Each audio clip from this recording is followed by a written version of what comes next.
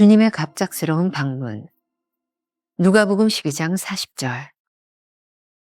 주님 오실 때까지. 그리스도의 사역자들이 갖추어야 할 가장 중요한 덕목 중 하나는 언제든 주님을 뵐 준비를 하는 것입니다. 그런데 이런 자세를 갖고 사는 것이 쉽지 않습니다. 본문은 신랑을 기다리고 있는 신부의 비유를 들어 예수님이 하시는 말씀입니다. 신랑을 기다리는 신부가 혹시라도 기름이 떨어지지 않도록 준비하는 것처럼 우리도 주님을 맞이하기 위해 준비해야 합니다. 예수님께서는 우리가 기대할 때 오시는 일이 거의 없습니다. 그분은 우리가 가장 기대하지 않을 때 나타나십니다. 그리고 우리 입장에서 논리적으로 볼 때 그분이 오실 시기가 전혀 아닌 때 오십니다. 이는 오로지 주님의 오심을 준비하고 기다리는 사역자가 되어야 가장 충성스러운 일꾼이 될 수 있기 때문입니다. 예측할 수 없는 삶이 우리를 가장 민감하고 깨어있게 만듭니다. 주님의 오심을 기다리는 신앙이야말로 우리를 가장 생생하게 살아있도록 만드는 것이 아닐까요? 준비된 자만이 기회를 놓치지 않습니다. 신앙인의 준비 시간에는 긴장보다 기대가 더 크다는 생각을 합니다. 그분은 신랑으로 오셔서 우리를 아름답게 맞아주십니다. 기다림의 시간에 주님을 위해 우리가 하고 싶은 일, 준비하고 싶은 일, 그리고 보이고 싶은 일이 얼마나 많겠습니까? 그러나 챔버스가 경계합니다. 아무도 믿지 마십시오. 심지어 이 땅에서 존재했던 아주 고상한 성인마저. 만일 그가 당신이 예수님을 바라보는 것을 방해한다면 그를 무시하십시오. 이 말은 여러 가지로 해석이 가능합니다. 훌륭한 종교 지도자들을 따라가다 주님의 모습을 놓치는 것이 가장 위험합니다. 하나님을 섬기는 성직자, 말씀을 전하는 설교자, 의로운 일을 행하는 사역자들로 인해 주님의 모습이 가려서 보이지 않는 경우가 허다합니다. 그 어떤 사람, 위대한 성인도 주님을 바라보는데 방해가 된다면 무시해야 할 대상일 뿐입니다. 그러니 주님이 아닌 그 어떤 것도 주님의 얼굴을 가리지 않도록 해야 합니다.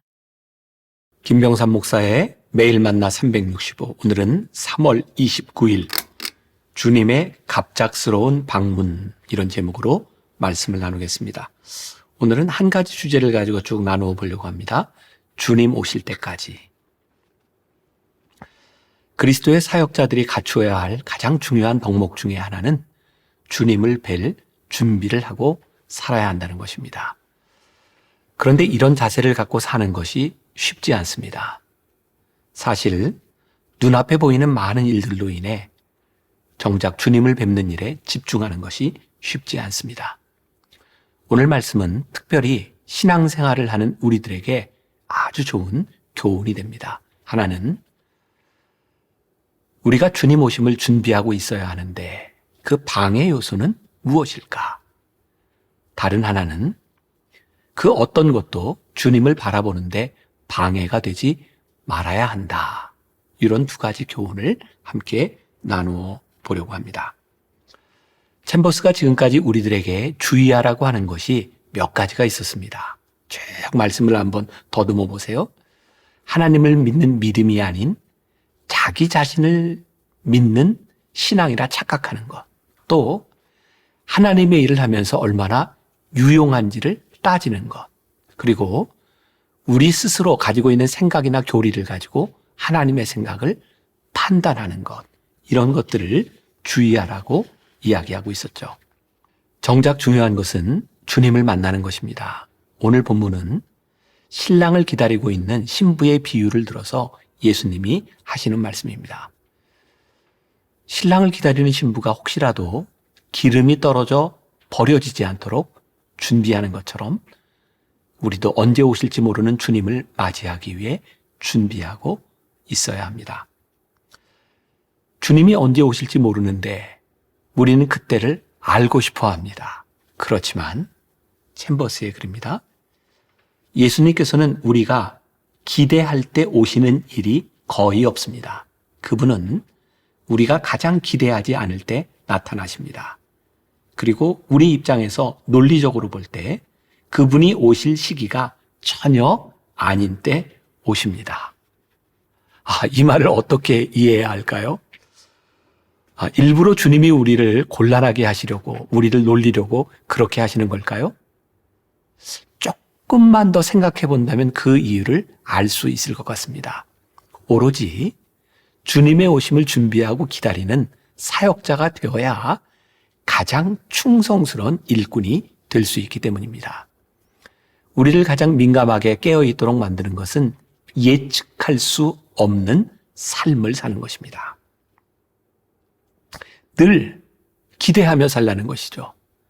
올 시간을 알고 있으면 그때만 긴장하고 준비하면 되지만 예측할 수 없는 시간은 늘 우리로 하여금 깨어있게 만드는 것이기 때문입니다. 게다가 우리 주님은 우리가 기대할 때 오시는 법이 거의 없다고 하니 긴장을 늦출 새가 없습니다. 주님의 오심을 기다리는 신앙이야말로 우리를 가장 생생하게 살아있도록 만드는 것은 아닐까요? 그 네이버 블로그에 아주 인상적인 글을 하나 보게 되었습니다. 오늘 말씀과도 좀 연결이 될 것 같아요. 어떤 분의 이야기죠. 얼마 전에 음악회를 다녀왔습니다. 오케스트라의 연주가 다 끝나자 관객은 앙코르를 외쳤습니다. 오케스트라는 두 곡을 더 연주했습니다. 관객의 박수는 두 곡을 연주한 후에도 계속 이어졌습니다. 한 곡 더 연주하려나 하는 순간 지휘자는 연주자들과 함께 퇴장해버렸습니다. 이렇게 열광하는데 한 곡만 더 연주해 주지 왜 냉정하게 관객의 청을 거절했을까? 못내 아쉬웠던 마음을 평소 알고 지내던 지휘자에게 털어놨더니 이유는 한 가지. 앙코르 곡으로 연습한 곡이 더 없기 때문이라는 답이 왔습니다. 아무리 훌륭한 오케스트라일지라도 충분한 연습이 이루어지기 전에는 연습곡을 무대에 올리는 법은 없습니다. 그저 관객의 박수소리에 취해 나갔다가는 낭패를 볼 수 있기 때문입니다. 오케스트라뿐만 아닙니다. 신앙에 있어서도 준비된 자만이 기회를 놓치지 않습니다. 오늘 말씀을 묵상하면서 저는 이러한 기다림의 자세가 긴장보다는 기대가 더 크다는 생각을 했습니다. 다시 한번 강조할게요. 긴장보다는 기대가 더 크다. 그분이 우리에게 오심은 신랑으로 오셔서 우리를 아름답게 맞아주실 것입니다. 그분이 우리를 질책하고 심판하러 오신다면 신경쇠약에 걸릴지 모르지만 기대하고 살아간다면 매 순간이 활력이 넘치지 않겠습니까? 기다림이 지루함이 아니라 희망의 시간이니 말입니다. 그 기다림의 시간에 주님을 위해 우리가 하고 싶은 일, 준비하고 싶은 일, 그리고 보여주고 싶은 일이 얼마나 많겠습니까? 이렇게 들떠서 사는 우리들을 보고 종교인들은 혹은 신앙의 흉내를 내는 사람들은 얼마나 조롱하겠습니까? 얼마나 비현실적이고 꿈속에 사는 사람들이라고 생각을 하겠습니까? 하지만 마지막 때 주님이 오시면 바로 우리들만이 유일하게 준비된 사람이 될 것입니다. 주님 앞에서 멋진 연주를 하는 사람이 될 것입니다. 마지막으로 챔버스가 오늘 묵상글을 통해 경계하고 있는 말에 귀를 기울이면 좋겠습니다. 아무도 믿지 마십시오. 심지어 이 땅에서 존재했던 아주 고상한 성인마저 만일 그가 당신이 예수님을 바라보는 것을 방해한다면 그를 무시하십시오.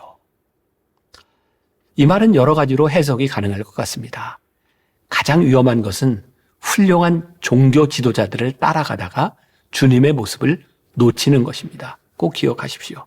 어떤 교파나 교단을 세웠던 사람을 추종하다 정작 섬겨야 할 주님을 잃어버리는 것입니다.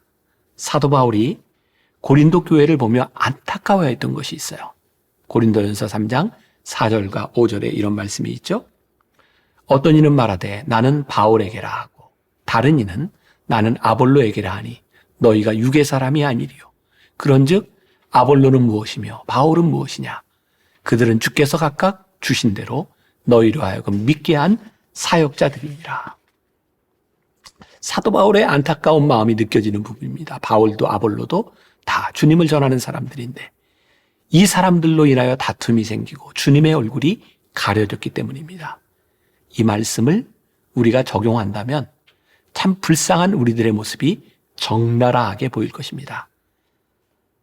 하나님을 섬기는 성직자, 말씀을 전하는 설교자, 의로운 일을 행하는 사역자들로 인해 주님의 모습이 가려서 보이지 않는 경우가 허다합니다. 주님의 자리를 대신에 앉아 있어도 구별이 되지 않으니 말입니다. 그 어떤 사람, 위대한 성인도 주님을 바라보는데 방해가 된다면 무시해야 할 대상일 뿐입니다. 우리는 참 쉽게 자신이 속한 교파에 빠져서 다른 교리를 가진 사람들을 정죄하기도 합니다. 그 교리를 만든 사람의 말과 글에 가려 주님의 마음이 보이지 않을 때도 있으니 주님을 믿는 열심으로 주님을 핍박할 수 있습니다. 그러니 주님이 아닌 그 어떤 것도 주님의 얼굴을 가리지 않도록 해야 합니다. 오늘 여러분들에게 참 중요한 교훈을 말씀드렸습니다. 잘 기억하시고 오늘 우리가 함께 기억해야 될 한 줄 노트입니다. 갑작스런 주님의 방문에 당황하지 않으려면 주님의 얼굴을 바라보는데 방해가 되는 모든 것을 무시해야 합니다. 오늘 하루 이런 생각으로 좀 심각하게 하루를 지나보면 어떨까요? 주님이 오늘 우리에게 오신다면 가장 당황스러운 일은 무엇일까요? 기도하겠습니다. 주님은 우리들에게 재림을 약속하셨습니다. 그러나 또 하나 하신 말씀은 그 시와 때는 아무도 모른다는 것입니다. 우리의 마음에는 그때를 알고 싶은 소원이 있습니다. 그때를 잘 준비하면 좋겠다는 마음의 소원도 있습니다.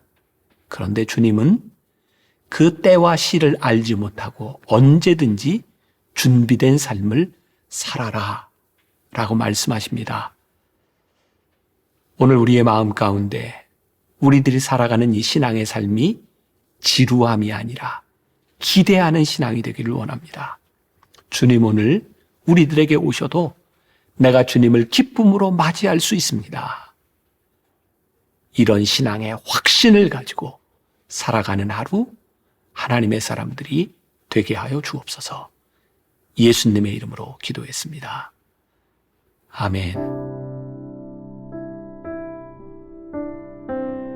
갑작스러운 주님의 방문에 당황하지 않으려면 주님의 얼굴을 바라보는데 방해가 되는 모든 것을 무시해야 합니다.